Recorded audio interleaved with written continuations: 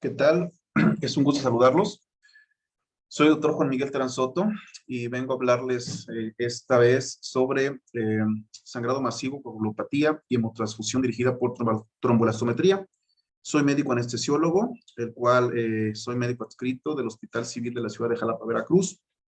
Mi experiencia con la tromboelastometría o el ROTEM ha sido pues ya significativa, ya desde hace algunos 5 años, cuando desde que yo era residente prácticamente tuve un contacto con este aparato y pues en una rotación en España pude tener la fortuna de conocerlo. Posteriormente me fui capacitando poco a poco, conociéndolo más, y cuando llegó a México, afortunadamente ya tenía el conocimiento suficiente para poder empezar a aplicar los valores de tromboelastometría.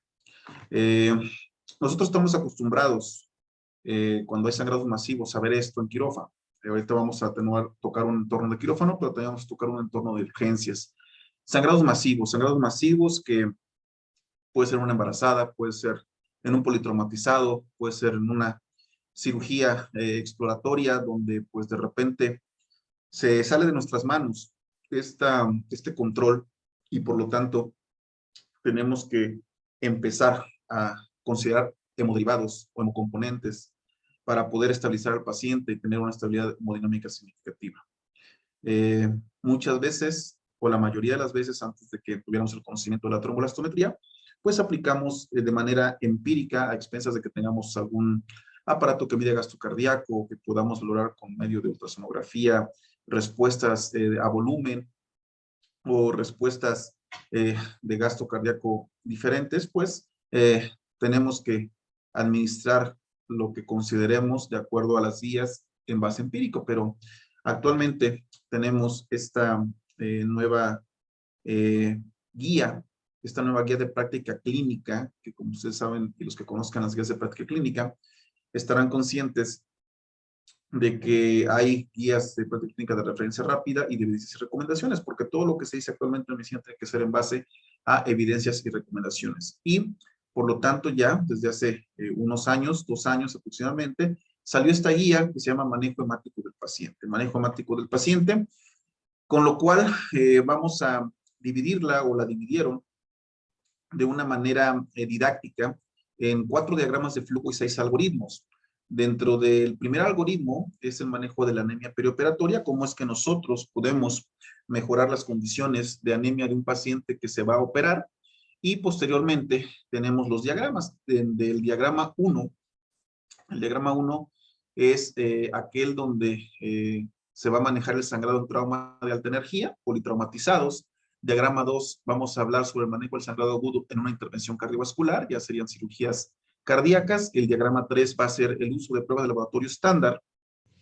Y después, con el algoritmo 2, ya entramos de la mano para el ROTE, que ya es el ROTE en sangrado agudo durante procedimientos vasculares, después el ROTE en sangrado en trasplante hepático, que son cirugías complejas, y ya después el algoritmo 4 en utilización de ROTE en trauma de alta energía, y también el ROTE en manejo de hemorragia postparto. El diagrama 4 ya son elementos básicos que se consideran en la reanimación de la tromboelastometría, y el algoritmo 6 son elementos diagnósticos de tromboelastometría. Como podemos ver de entrada en la guía de referencia rápida, pues lo divide en dos: en el manejo previo, empírico, por decirlo de una manera, en base a variables hemodinámicas básicas, y el segundo ya metro ROTEM. Más adelante vamos a ver qué significa ROTEM y vamos a hablar un poquito de historia sobre este aparato, pero a grandes rasgos es, yo siempre les pongo el ejemplo. Si ustedes tienen un sangrado masivo y usted de repente, pues hay que pasarle hemoderivados, pues sabemos que pierde todo: pierde plaquetas, pierde factores de la coagulación, obviamente pierde eritrocitos. Pues aplicamos el famoso 1-1-1 o 2-1-2, dependiendo de lo que consideremos. Regularmente siempre son los paquetes globulares, plasma. Pero si yo les dijera que hay un aparato que se encarga de decirnos qué hemocomponente, quitando los paquetes globulares, porque los paquetes globulares son eritrocitos, pero que nos dijera qué hemocomponente o hemoderivado podríamos administrar a nuestro paciente para eliminar coagulopatía, ¿lo adquirirían? Entonces, eso es el ROTEM. El ROTEM es un tercer ojo que nos dice qué factor de la coagulación de manera específica o inespecífica, ahorita vamos a ver por qué digo esto, podemos administrarlo. ¿Qué queremos administrarle? ¿Fibrinógeno? Le pasamos fibrinógeno, el rótulo nos lo dice. ¿Qué queremos administrarle?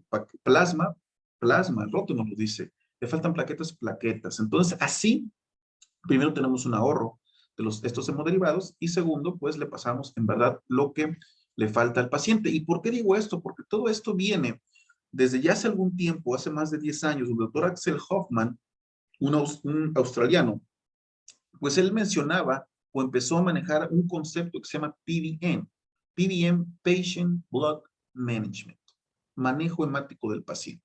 ¿Qué significa el manejo hemático del paciente? Primero se basa en 5 premisas. Dar el hemocomponente o hemoderivato correcto, a la dosis correcta, en el momento correcto, en la secuencia correcta. No vamos a tratar números, vamos a tratar lo que el paciente necesite. Si el paciente está hemodinámicamente estable y si obviamente el rótulo dice hay que pasarle esto, adelante.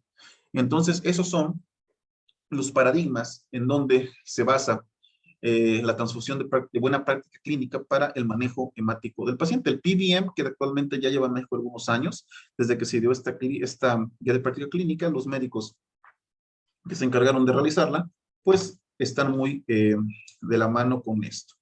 Entonces, ¿qué impulsó el paradigma? Cambiar el paradigma de ahorrar en componentes. Bueno, primero, la brecha creciente que hay entre la oferta y demanda de hemocomponentes. Ya no es tan fácil adquirir un hemocomponente. Ya sabemos que, hablando de, por ejemplo, plaquetas, es difícil conseguir plaquetas porque hay muchas reacciones transfusionales. Entonces, no es lo mismo hablar de un pool plaquetario que hablar de solamente una unidad plaquetaria o una féresis plaquetaria. Es muy distinto. Aparte, el costo luego de las transfusiones, pues, conforme va aumentando la inflación y todo eso, y la dificultad para adquirir los hemocomponentes, pues se van haciendo más caros, no cualquiera puede acceder a ellos. Aparte, la seguridad, cuestiones de seguridad, pues obviamente que no haya reacciones, que no haya infecciones con los hemocomponentes, pero así también podemos evitar los eventos adversos de la transfusión.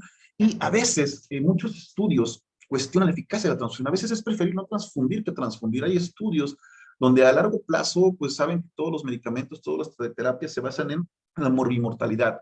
Entonces, a veces hay estudios donde empiezan a concluir que transfundir hay más mortalidad que no transfundirlos. Entonces, a veces eso pone en cuestión de algunos artículos, y no artículos, metaanálisis que dicen, bueno, es que es más riesgoso transfundir que no transfundir. Entonces, eso a veces condiciona a que tengamos que tener una terapia dirigida. Y ojo, no me refiero a que no debemos transfundir, claro que lo debemos hacer, pero lo debemos hacer de una manera mesurada. ¿Pero cómo lo vamos a hacer de una manera mesurada? Pues con alguien que nos guíe, porque si no estamos a ciegas pues obviamente no podemos predecir la respuesta del paciente, ¿no? En cuestiones de coagulopatía, ¿no? Entonces, esta guía de práctica clínica, su evidencias y recomendaciones se basan en 3 pilares. Pilar 1, optimizar la masa eritrocitaria. ¿Qué quiere decir? Vamos a optimizar la anemia, vamos a mejorar esa anemia que tiene el paciente, pues para que no haya una descomposición hemodinámica y para que obviamente haya una buena oxigenación de tejidos. Pilar 2, vamos a minimizar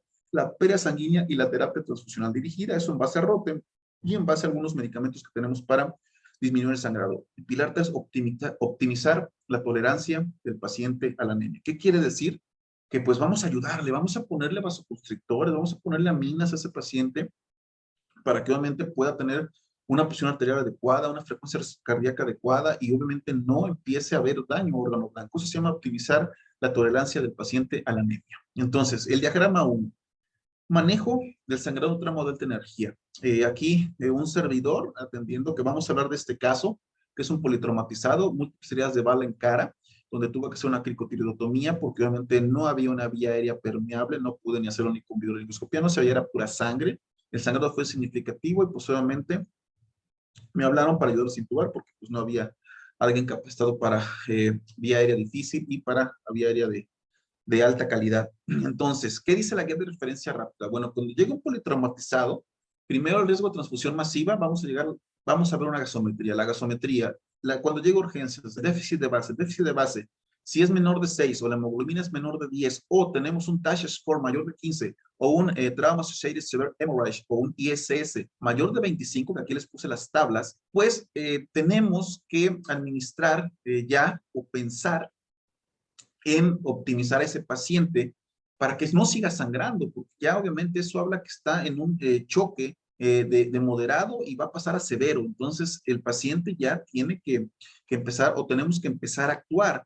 ¿Y cómo dice la guía que tenemos que empezar a actuar? Ojo, aquí no estoy hablando de Rotem, aquí estamos hablando de terapia empírica. Bueno, tenemos algo que se llama ácido tranexámico. Este ácido tranexámico se administra, vamos a decirlo de una manera a ciegas, de 1 gramo en bolo, infusión, o posteriormente se sigue con una infusión de 120 miligramos para 8 horas, más fibrinógeno. De segunda línea tenemos el ácido aminocaproico, 5 gramos por 1 hora.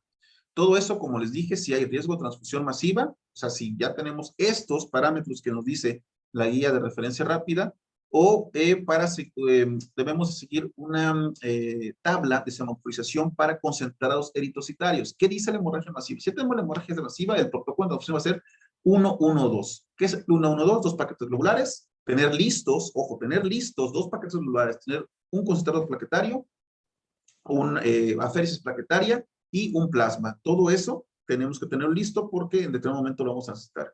Solo hasta que podamos obtener ya resultado del laboratorio, y eso va a tener un impacto de mortalidad en las primeras 4 horas para estabilizar al paciente independientemente de la carga hídrica que se le tenga que pasar.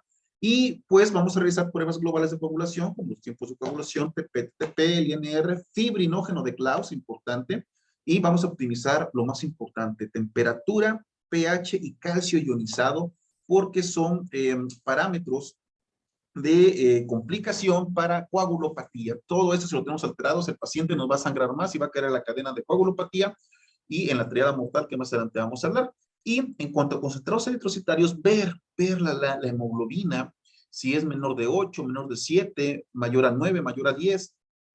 Fíjense cómo aquí solo habla que si es menor de 7 tienes que transfundir. O menor, la transfusión va a mencionar que es apropiada porque obviamente ya no va a haber una buena perfusión de oxígeno a tejidos. Ya hablando de 70, 80, 90, la transfusión podemos requerir dependiendo de las condiciones del paciente. Aquí ya es el clínico, es la clínica lo que te va a decir, la hemodinamia lo que te va a decir si es que lo tienes que seguir transfundiendo o no, y más de 10, si alcanza 10, tu paciente está estable, la transfusión, consideran ellos que es inapropiada. Ya estamos arriesgándolo a complicaciones de trali o de taco que pueden complicar el paciente. ¿Ok? Ahora, hablando de fibrinógeno, crioprecipitados, si al paciente le vamos a poner fibrinógeno, pues si no tenemos un Rotem, podemos tener el fibrinógeno de Klaus. Tomando en cuenta, acuérdense que esto ya no es empírico, ya pasamos a que ya nos llegaron los laboratorios, ya estamos conscientes de lo que vamos a pasar. Entonces, ya estando conscientes de lo que vamos a pasar, pues vemos el fibrinógeno. Si el fibrinógeno de Klaus, que nos llega es menor de 200, pero mayor a 100, tenemos que pasar fibrinógeno a 50 miligramos por kilogramo, o si no tenemos fibrinógeno, un concentrado de crioprecipitados a 25 miligramos por kilogramo. Si nuestro fibrinógeno es menor de 100, pero mayor de 50, tenemos que pasar fibrinógeno igual, a la misma dosis, 50 miligramos por kilogramo, o crioprecipitados 25 miligramos por kilogramo. Pero si mi fibrinógeno es menor de 50 miligramos por decilitro, fíjense ya crítico, tenemos que pasar un poquito más alta la dosis, 75 miligramos por kilogramo, o crioprecipitados 30 unidades de crioprecipitados o a 50 miligramos por kilogramo. Entonces, o con esto para el fibrinógeno para que lo vayan pidiendo si es que lo tienen a la mano. Ahora, plaquetas, ver las plaquetas, si son menos de 50,000, menos de 20,000, menos de 50,000 una aféresis plaquetaria, menos de 20,000 dos aféresis plaquetarias. Recordar que la aféresis plaquetaria es muy distinta al pool plaquetario porque la aféresis plaquetaria es un solo paciente, que equivale casi a 6 a 8 unidades de plaquetas. Entonces, eso es lo significativo para que podamos estabilizar al paciente, y se puede considerar aquí la desmopresina a 0.3 miligramos por kilogramo porque tiene efectos sobre las plaquetas para evitar la disfunción plaquetaria. Ahora, si vemos nuestros tiempos de coagulación, ya pensamos en plasma, concentrado de crioprecipitados o plasma fresco congelado. Aquí el plasma fresco congelado, si el INR es mayor de 2, podemos también poner vitamina K o 25 unidades internacionales del factor 9 activado. Lo manejamos por kilogramo, mililitro por kilo, o plasma fresco congelado, 12 mililitros por kilogramo. Si el INR está mayor de 4, concentrado de crioprecipitados o complejo protrombínico, perdón, vitamina K, puede ser 20 unidades o 35 unidades de factor 9 activado, si es que lo tienen, por kilogramo, o plasma fresco a 12 mililitros por kilogramo. Y ya hablando de, pues, paquetes globulares, pues hablamos solamente que tengamos hemoglobina menor de 7, o considerar transfusión de concentrados solamente en trauma craneoencefálico grave con hemoglobina menor de 8, y si no, de ahí nos lo va a indicar la hemodinamia de nuestro paciente.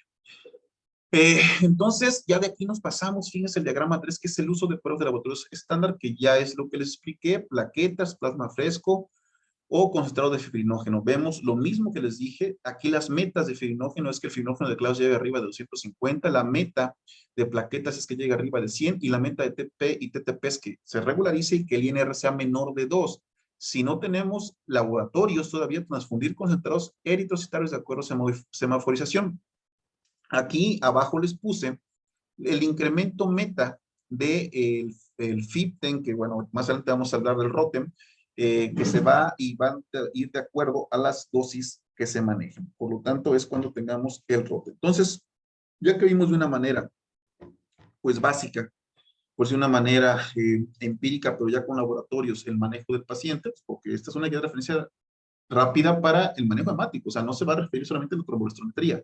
Pero ahora tenemos el ROTEM, tenemos un ROTEM para el manejo de trauma y la hemorragia postparto, que es lo más común, que ustedes saben que también se puede hacer para trasplante hepático, también se puede hacer para cardio, pero bueno, aquí tenemos estos algoritmos. ¿Pero qué es el ROTEM? ¿Qué es el ROTEM? Bueno, ROTEM significa tromboelastometría rotacional. Hay dos tipos de aparatos de ROTEM, el ROTEM Delta y ROTEM Sigma. Diferencia es que uno se hace manual, la preparación es manual, y el otro se hace automatizado. Tenemos 4 canales donde tenemos 4 valores distintos de ROTEM, donde veamos vía intrínseca, vía extrínseca, FIBTEM y otra cuadro especial que ahorita les voy a explicar más adelante. Entonces son métodos viscoelásticos, se valora pues la coagulopatía del paciente. ¿Cuál es la diferencia de la tromboelastometría contra pruebas convencionales? Bueno, tromboelastometría, se valora rápida la coagulación, aplicable al pie de cama, un diagnóstico rápido permite instauración de tratamiento precoz. Nosotros, a los 5 minutos de que se procesa el ROTEM, podemos ya tomar decisiones. Las circunstancias que tiene que ser personal especializado, a diferencia de las pruebas convencionales, que son tardías para obtenerse muchas veces, depende del laboratorio, como dije, todo es retrasado. Aquí tenemos rapidez, entonces tenemos un sangrado activo. Si procesamos rápidamente la tomografía, en lo que se procesa obtiene resultados más o menos en 10-15 minutos, obtenemos resultados ya confiables. Entonces, a conclusión, ustedes si me preguntan, pues la tromboelastometría va a evaluar los cambios viscoelásticos en el proceso de coagulación. ¿Qué quiere decir? Una cosa, ojo, es cuánto tiempo yo me llevo en formar un coágulo y una vez ya formado ese coágulo, qué tan estable es ese coágulo, qué tanta calidad tiene ese coágulo, perdón, y qué tan rápido hace lisis o qué tan rápido hace hiperfibrinolisis o una lisis normal. Eso es lo que mide el ROTEM. Vamos a ver la formación, o sea, sería eso ver los tiempos de coagulación, pero también la estabilidad, que eso es la característica que hace al ROTEM y lo que nos hace tomar decisiones importantes para ver si le ponemos fibrinógeno, si le ponemos plaquetas o si le ponemos otro hemocomponente, porque no es lo mismo yo tener 100,000 plaquetas que son buenas y tener un fibrinógeno bajo, porque el fibrinógeno es la red que mantiene las plaquetas, pero yo puedo tener 20,000 plaquetas, pero tengo buen fibrinógeno y todavía mi paciente no va a sangrar con eso. ¿Cómo se solicita un ROTEM? Es muy fácil, solamente es un tubo azul donde se debe llenar hasta donde dice la marca de tubo azul y se les solicita el ROTEM con las pruebas estándar que son FIBTEM, INTEM y EXTEM. O sea, FIBTEM es de fibrinógeno o temograma de fibrinógeno, temograma de vía intrínseca y temograma de vía extrínseca. Así de fácil pedimos esos 3 y con esos podemos empezar a hacer diagnósticos. Hay otras pruebas más avanzadas cuando el paciente tiene parina, cuando el paciente tiene algún otro exceso de hiperfibrinolíticos, antifibrinolíticos, perdón, también podemos pedir esas pruebas. Este es un temograma de ejemplo del ROTEM. Si se fijan, es como pues una gota de agua que está acostada, donde tenemos en verde el tiempo de coagulación, el floating time. Esto verde sería lo que equivaldría a los tiempos de coagulación, el TP, el TTP y el INR. O sea, ¿cuánto tiempo yo tardo en hacer un coágulo? Es más o menos esos tiempos. La actividad los tiene alargados, los tiene acortados, etc. De ahí, el tiempo de formación del coágulo también va de la mano un poco con el floating time, que es el tiempo de coagulación, pero es en qué tiempo ya se estructura bien, es como ya darle la forma al coágulo, que también puede haber alteraciones, y de ahí ya vemos la firmeza y la estabilidad del coágulo. O sea, qué calidad se forma ese coágulo. No es lo mismo hacer un coágulo sin fibrinógeno que hacerlo con fibrinógeno, ¿no? Entonces, eso es lo que nos da el Rotem y pues da varias amplitudes después del clotting time, que esta amplitud es lo que nos interesa, porque la amplitud a los 5 minutos nosotros ya podemos tomar decisiones y esas amplitudes ya son mediciones estándar que se han hecho en múltiples artículos desde hace varios años, donde ya tenemos valores predeterminados para decir si el paciente necesita fibrinógeno, necesita plasma, necesita complejo protrombínico, necesita plaquetas, etcétera. Entonces, y también tenemos la lisis a los 30 minutos y la lisis máxima que nos habla de una hiperfibrinolisis. Entonces, ahí ya es donde también podemos empezar a aplicar ácido tranexámico o aminocapóico. Entonces, como les dije, las funciones de las pruebas de Rotem es el Exten, el Impen, el Fipten, y estas son las especiales, que le dije, el Lepten y el Apten. Por ejemplo, el Lepten evalúa la vía intrínseca y luego de neutralizar la influencia de heparina no fraccionada. O sea, en pacientes que están heparinizados, pues obviamente se pone una solución para ver si esa heparina está siendo efectiva y es por la heparina que están sangrando. Y el Apten es evaluar la estabilidad del coágulo después de inhibir la fibrinolisis, eso para ver si hay residuos de ácido tranexámico en nuestro paciente. Ven aquí un ejemplo de Extem, que valora los factores 7, 10, 5, 2 y 1, plaquetas y fibrinolisis, y aquí nos va a dar de este lado, este es el temograma, como les dije aquí, si se recuerdan, aquí empieza el clotting time, el inicio del coágulo, el tiempo de formación del coágulo, que es lo rosado, y aquí las amplitudes, y nos la va dando acá, ven aquí falta la 5, pero aquí está la 10, nos lo da en milímetros. Entonces todo eso, hay algoritmos que vamos a ir viendo. Vemos el INTEM, la vía intrínseca, vemos el FIPTEN, que es el fibrinógeno, entonces todo nos lo va dando. Y cuando hay alteraciones, simplemente el aparato nos va a decir qué se está alterando. Entonces aquí vemos la amplitud a los 10 minutos, amplitud a los 20 minutos, máxima formación del coágulo y mayor lisis mayor a los 60 minutos. Este es el lepten, que es, segrega heparinasa para ver si no tiene residuos de heparina, los pacientes que pues, son anticoagulados y están sangrando, y pues obviamente se pone el antídoto para la heparina. Aquí vemos el Apten para pues ver la capacidad de los antifibrinolíticos para normalizar la coagulación. Esos son artículos que han salido de los años. Ahorita ustedes ponen Rotem y van a encontrar una cantidad impresionante. Antes el predecesor del Rotem era el TEG, que es no tromboelastometría, es tromboelastografía, es un poco menos estable. Por lo tanto, el Rotem ha ido superando poco a poco el diagnóstico y la validación de estas coagulopatías. Entonces, la tromboelastometría, unado al manejo de algoritmos, han demostrado reducir el volumen de sangrado y el uso de productos sanguíneos. O sea, el objetivo de Rotem es que vamos a darle lo que el paciente necesita, ese es el objetivo. Y así vamos a disminuir las complicaciones asociadas, como el TALI, el TACO, y que el paciente ingrese a la UCI, además de que disminuye las complicaciones asociadas de transfusión. Ahorita vamos a hablar de este caso, que es uno de muchísimos casos que pueda haber, y en verdad este paciente cualquiera lo hubiera mandado a terapia intensiva, pero no se fue, simplemente se mantuvo en piso porque hemodinámicamente estaba estable. Aquí vemos más artículos, el pasado fue sobre hemorragia postparto, este sobre trauma, politraumatizados, y hay protocolos para el manejo de trauma inducida por coagulopatía en base a Rotem, que entonces vamos a ver más adelante.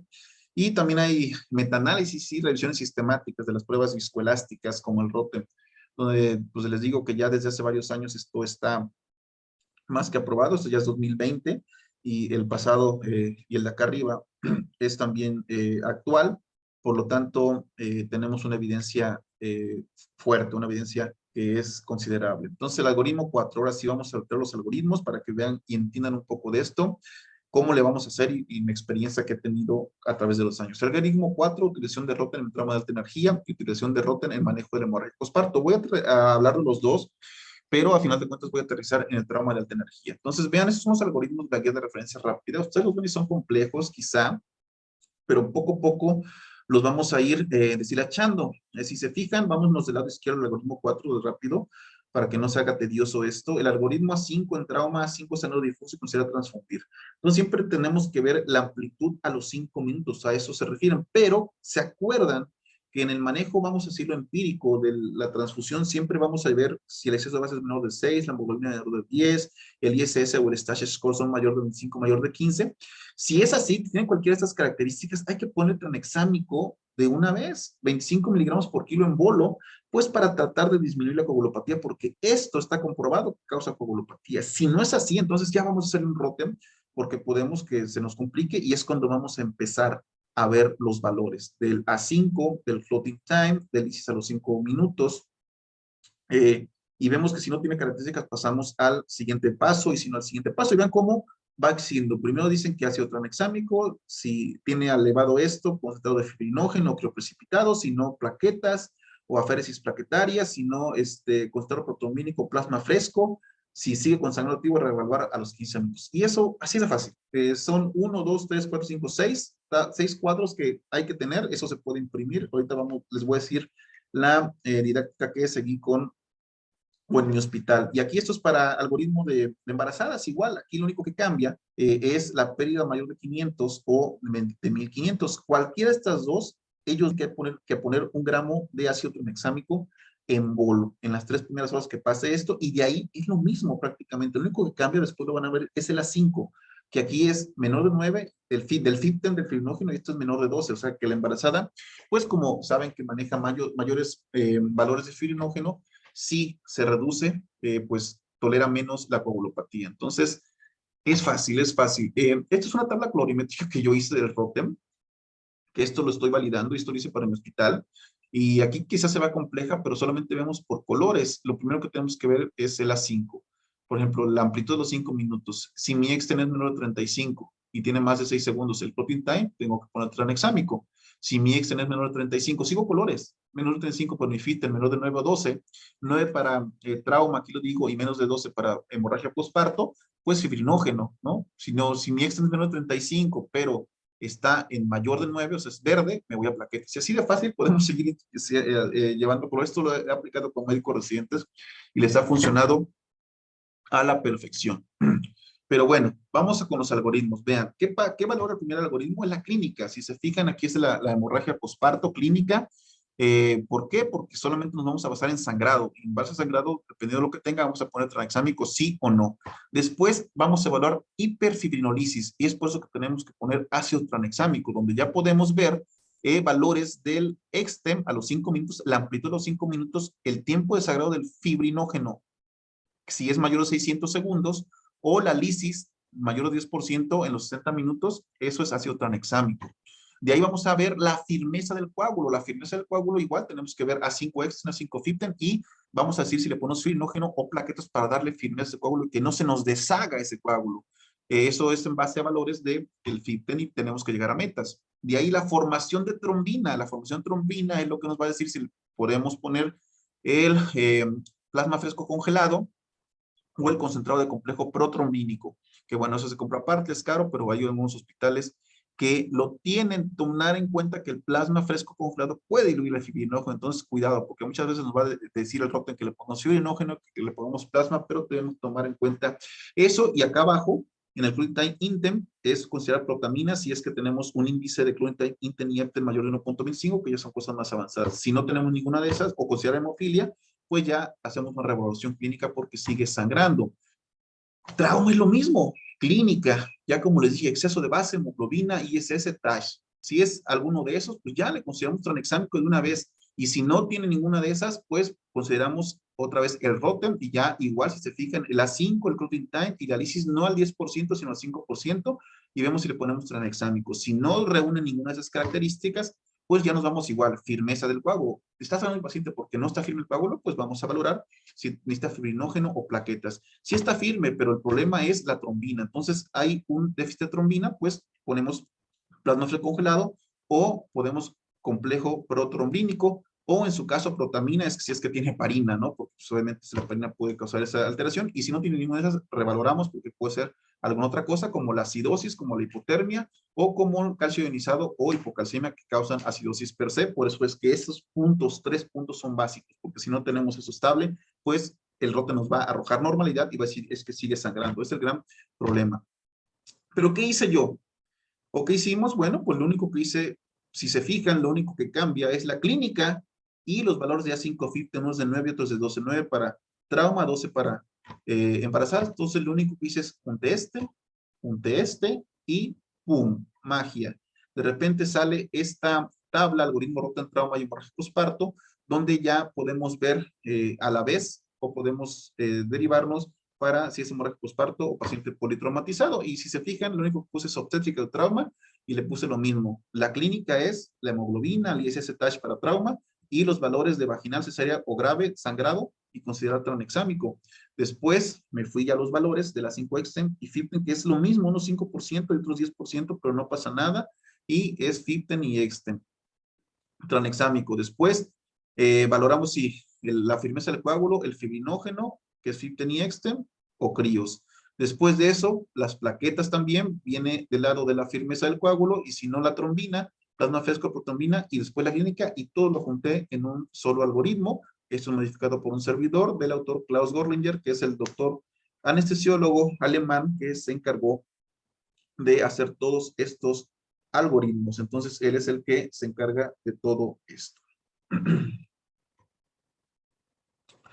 Y para ya terminar con esta breve charla, vamos a hablar del caso clínico de un paciente politraumatizado. Les hablo de él un poco.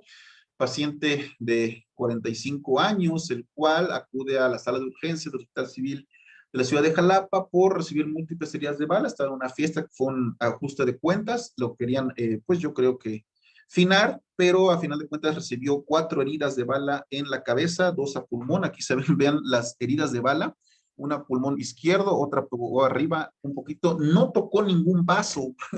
Entonces era un calibre muy bajo, era un calibre 22 la bala. Y al final de cuentas sí hubo fractura de maxilar inferior, que eso fue lo que le causó el sangrado pues significativo en la cavidad oral. Me hablaron para intubarlo, no veía nada, ni con bilaringoscopia, ni laringoscopía normal.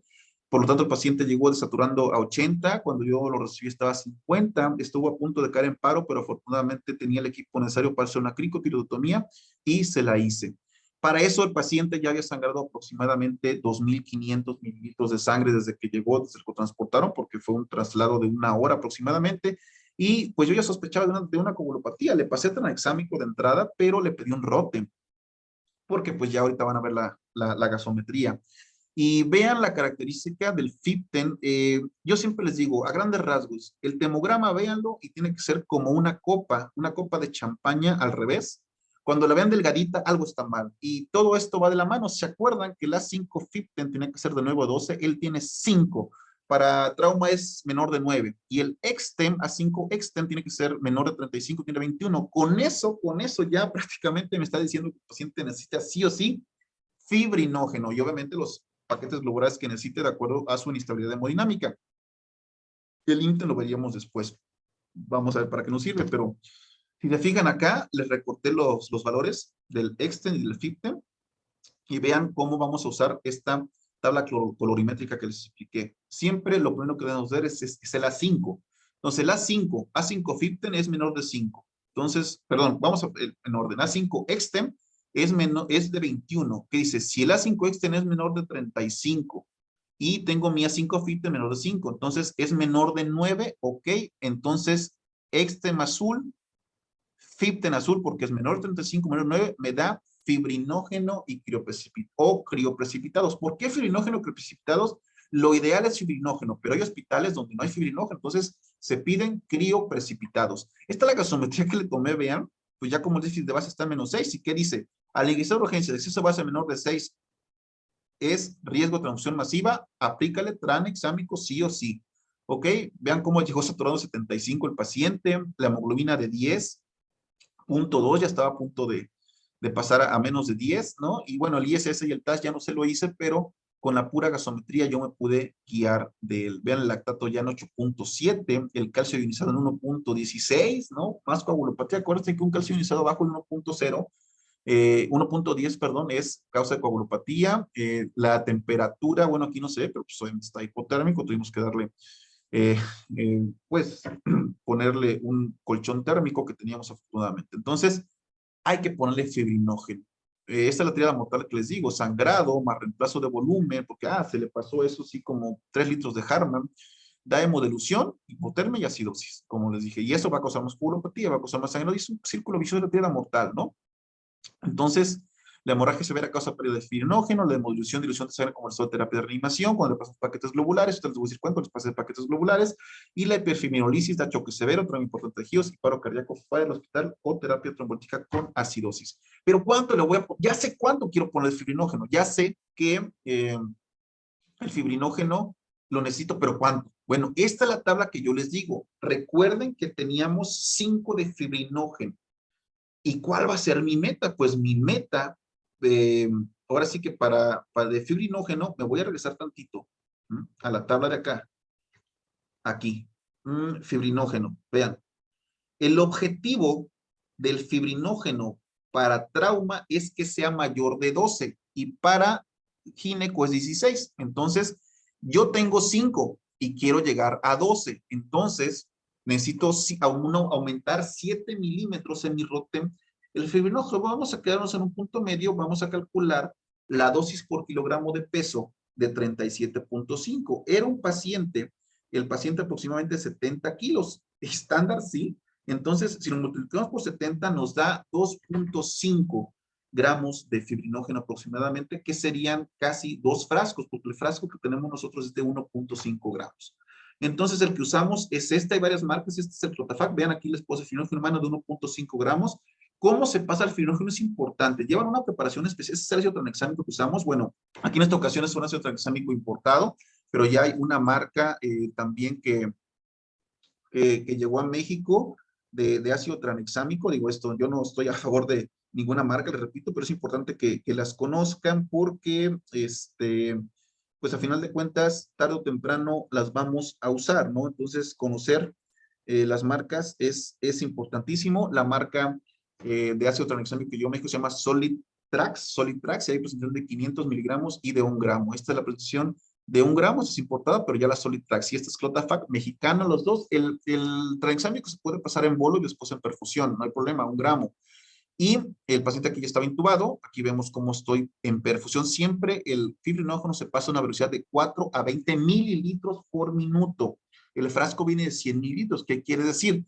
Si nosotros lo pasamos a 20 mililitros por minuto, quiere decir que prácticamente en 5 minutos podemos pasar un frasco. Si el sangrado masivo, si el fibrinógeno está hasta abajo, si no, lo pasamos a 4 mililitros por minuto, que más o menos vamos a pasar una media hora, 40 minutos. Entonces, ojo con eso para que lo tomen en cuenta del Clotafac. Entonces, vean, ya una después de pasar fibrinógeno, de que pasamos los 2.5, vean cómo, esta es la primera, el antes, y este es el después.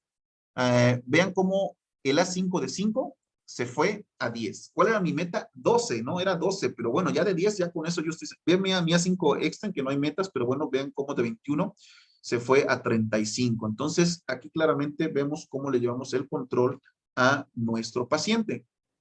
Vean aquí cómo, después de que acabamos de terminarlo, ya ahora sí alcanzamos en el tercer control el A5 Fipten de 12. Vean cómo aquí está en 10 y posteriormente el 12. Ya, esa es mi meta. Ya llegamos a, y vean cómo mi A5 de extend de que estaba en 21 se fue a 32, luego a 34. Entonces le hicieron 3 controles de Rotem después de que se le acabó de pasar el fibrinógeno junto con los paquetes globulares, que ahorita les voy a decir cuánto les pasamos, pero vean como sus déficits de base ya se llevó a 2.7, esto fue después de los paquetes globulares, y pues ya vean el lactato cómo disminuyó a 2.4, el calcio inicial ya seguía un poquito bajo, pero bueno, ya no había hipotermia de este paciente. Entonces vean cómo la mejoría se va viendo.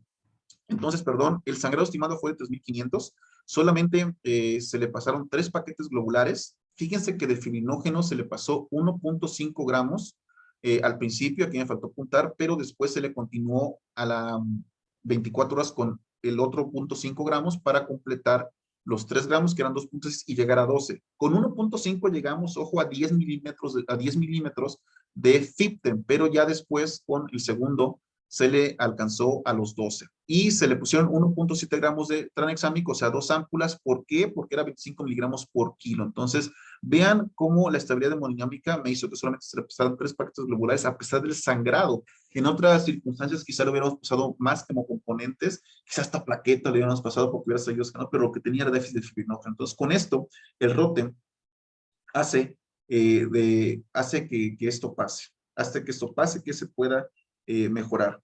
Y bueno, estos son los hospitales que actualmente tienen el Rotem, es un top 18 y próximamente se espera que sea en la mayoría de los hospitales de la Ciudad de México y de toda la República. Nosotros como Estado Veracruz somos Estado pionero en tener 3 hospitales ya con tromboelastometría y en verdad que nos da una ayuda bastante significativa. Bueno, como conclusión, la guía de práctica clínica se basa en Rotem, que vamos a hacer un diagnóstico de coagulopatía para así poder dirigir la terapia tratar al paciente solamente con lo necesario y con eso vamos a optimizar el manejo del sangrado y disminuir la administración de hemocomponentes y hemoderivados. Muchas gracias por su atención. Espero haya sido de su interés y su agrado. Este es mi mail para cualquier duda que tengan. Esa es una embarradita, nada más de lo que es la tromboestrometría, hay mucha capacitación, muchos casos clínicos que se deben de ver para poder entenderlo. Como terapia, bueno, como protocolo, tenemos estas tablas que usamos, pero también nosotros tenemos un chat donde nos comunicamos cuando hay un paciente con coagulopatía, con sangrados masivos, y se suben las imágenes de Rotem y se van interpretando como enseñanza junto con los residentes, junto con los médicos adscritos, para que se pueda llegar a una conclusión. Entonces, eso es todo por hoy. Muchas gracias. Como les repito, soy el doctor Juan Miguel Teranzoto, médico anestesiólogo de la ciudad de Jalapa, Veracruz. Hasta luego.